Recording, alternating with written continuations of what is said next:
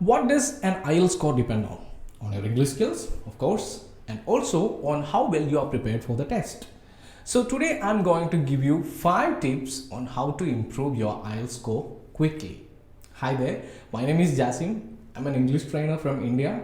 I've been teaching English quite a long time. So in these years, I have accumulated quite a lot of tips and tricks, and today I'll share it with you. Also, recently I made a longer video where I talk about how to prepare for the IELTS, what are the procedures, the points we want to know, we must know before starting to prepare. So if you're seriously preparing for the test, you should watch that other video. It will help you. The link will be in the description. And now let's get started.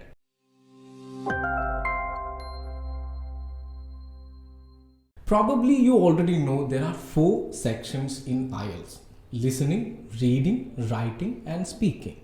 But that's not enough. You need to learn this structure to test inside out. I know it sounds boring, but it will help you during the test, and let me explain to you why. For example, listening section. While you are doing this section and answering the questions, you can record your answers right on the question paper, question sheet next to each questions. And that's fine, because at the end you have 10 minutes to transfer your answers to the answer sheet. But the problem is that then you go to the reading section and you don't have any extra time in the end. So when you're answering, you should record your answers on the answer sheet directly, so you should know about it in advance, because believe me, it happens to students. So they just don't have enough time to transfer their answers. And if we talk about the reading section, you have 3 passages of text. It's in the academic IELTS, and when your essay task, it says you have 60 minutes to complete the reading section.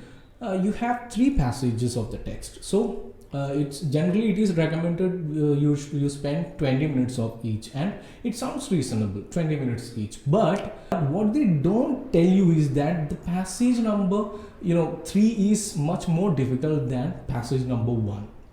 So I think it would be much better to spend just 15 minutes of your time to on text number 1, and 20 minutes on text number 2, 25 minutes on the most difficult text number 3. So my tip number 1 is learn each task of the IELTS that involves and how much time we have spent on it. It's not enough to know how much time you have, but we actually should learn how quickly we need to go through each task. For example, if we are talking about the writing section, here you have 2 essays, and also there is a minimal broad requirement, which means that if you write fewer words than required, then some points will be deducted from your mark, and that's not good, right? But what makes it even more difficult is during the IELTS test, you will be writing by hand. So you can't actually count how many words you have written during the exam, right?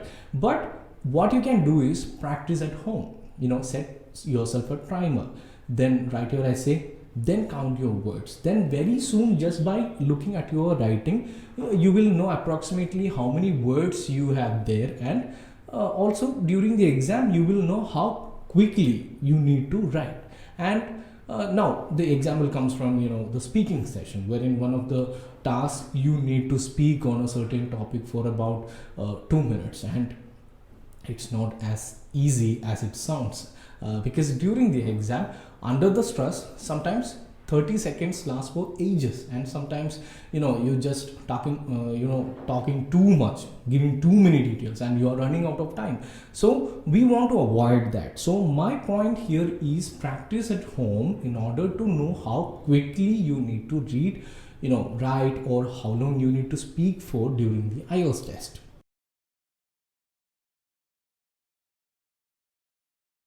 If you know the requirements of the test well, you can avoid losing points by accident. For example, in the writing section, there is a minimum word requirement. I already told you about that. It's in essay number 1, it is 150 words, and if you write 145 words, some points will be deducted from your mark. So make sure you write more words than required.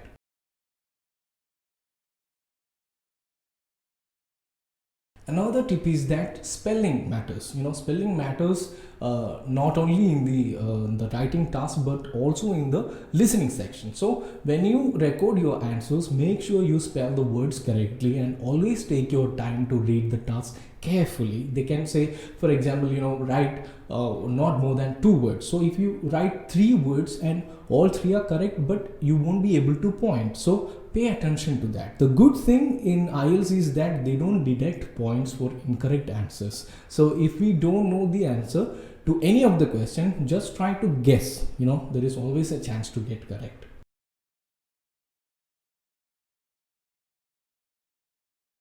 Do as many mock tests as you can.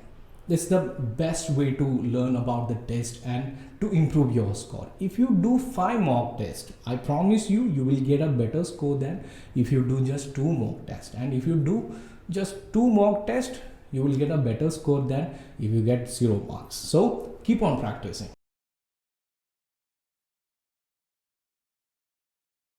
On the day of the IELTS, when you go to the IELTS center and the actual test starts, don't panic.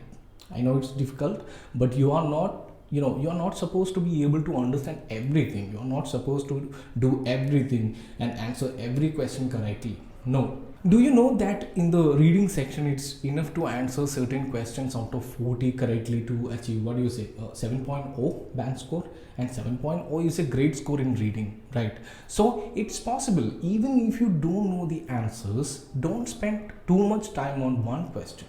Move on. You can still score greatly.